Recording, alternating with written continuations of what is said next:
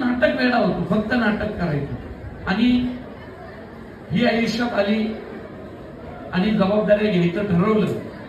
पण त्यावेळी निलिमाला माहिती आहे की सर्वोत्कृष्ट अभिनेत्रीची सर्व पारितोषिक जिंकणारी अभिनेत्री होती स्नेहल तरणे. थिएटरवर म्हणजे तिच्या अभिनयाला दाद दिली जायची. खूप ऑफर्स होत्या आणि नेमकं तिने लग्न केलं.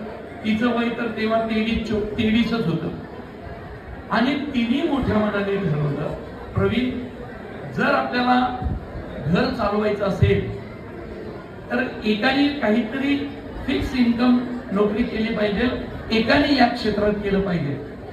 त्यामुळं तिने तिचं चालू असलेलं करिअर थांबवलं, पोलीस डिपार्टमेंट मध्ये नोकरी केली आणि मग मी इकडं स्ट्रगल करत राहिलो. मग कुंकू, पिंजरा, दुर्वा, तुझं माझं जमेना, कन्यादान अशा अनेक सिरियल मी लिहित राहिलो.